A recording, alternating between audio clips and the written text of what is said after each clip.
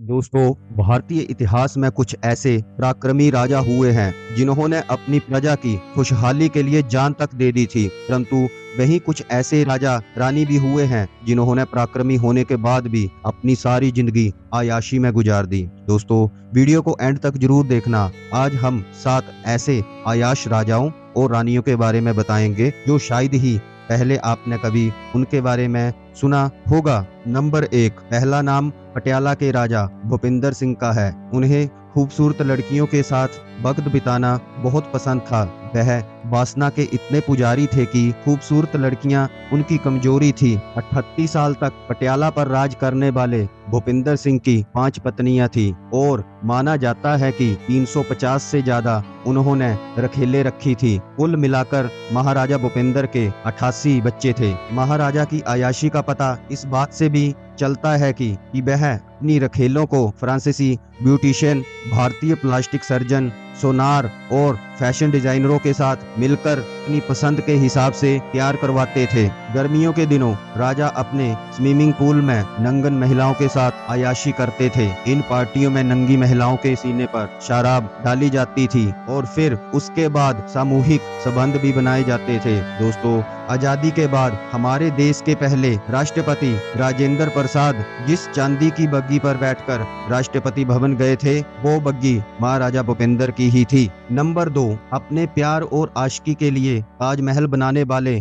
शाहजहां के बारे में बहुत कम लोग जानते हैं, लेकिन ये सच है कि शाहजहां आशिक कम, आयाश ज्यादा था। मुमताज की याद में ताजमहल बनाने वाले शाहजहां ने मुमताज से 14 बच्चे पैदा किए थे। ऐसा माना जाता है कि मुमताज की मौत जरूरत से ज्यादा संभोग करने से होने वाली बीमारियों के कारण हुई है। इतना ही नहीं, शाहजहां ने मुमताज के मरने के बाद 8 शादियां की थी। इसके अलावा शाहजहां के हरम में अनगिनत महिलाएं थीं जिसके साथ शाहजहां आयाशी करता था। नंबर 3, हैदराबाद के निजाम मीर उस्मान अली 18वीं शताब्दी में एक प्रमुख व्यक्तित्व रखने वाले व्यक्ति थे। उन्हें दुनिया के सबसे अमीर लोगों में गिना जाता था।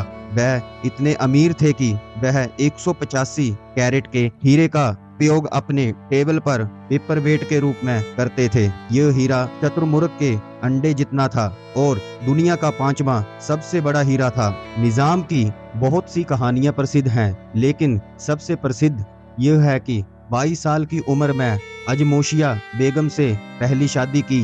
उन्होंने 125 किलो सोना दहेज के रूप में दिया था। वैसे उन्होंने कितनी शादियां की यह कहना मुश्किल है, लेकिन उनके कम से कम 36 बच्चे थे। निजाम के पास 1728 हरबी अंगरक्षक थे और महल को साफ करने के लिए 38 सफाई कर्मी थे। निजाम अपनी शायरी के लिए जाने जाते थे। कहा जाता है कि उनकी अंतिम यात्रा में 10,000 लोग शामिल हुए थे। नंबर 4, महारानी गायत्री देवी। जयपुर की राजमाता के नाम से मशहूर महारानी गायत्री देवी का जन्म 30 मई 1919 को लंदन में हुआ था। उनके पिता का नाम राजकुमार जतेंद्र नारायण, जो कि कूच बिहार के क्राउन प्रिंस के छोटे भाई थे, और उनकी मां इंदिरा राजे बड़ौदा के मराठा राजा महाराजा सयाजीराव गायकवाड़ कृति की इकलौती बेटी थी। कहा जाता है कि गायत्री देवी का जन्म एक बहुत ही आलीशान और समृद्ध महल में हुआ था और उसमें 500 से ज्यादा नौकर काम करते थे। गायत्री देवी को शिकार करने का बहुत शौक था। उसने सबसे पहले तेंदुए का शिकार किया था जब वह महज 12 साल की थी। महारानी गायत्री देवी को शिकार, घुड़सवारी और वाहनों का बहुत शौक था।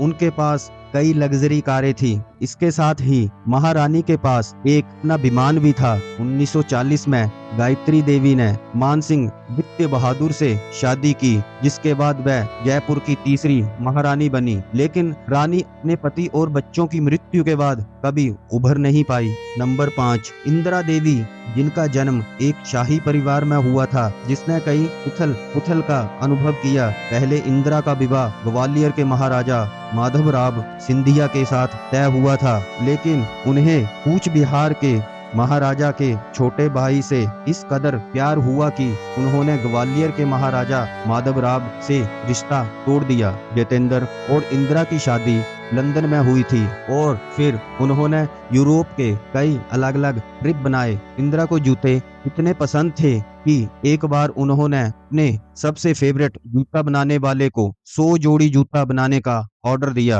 और इनमें से अधिकतर जूतों में हीरे और मूल्यवान सामग्री का इस्तेमाल होना था। नंबर 6, जूनागढ़ के नवाब महाबत खान के बारे में कहा जाता है कि उनके पास 800 कुत्ते थे। इन सभी कुत्तों के लिए 800 अलग अलग रूम और पर्सनल सर्वेंट थे। जब कुत्ते बीमार हो जाते थे तो उन्हें ब्रिटिश पशु अस्पताल में ले जाया जाता था।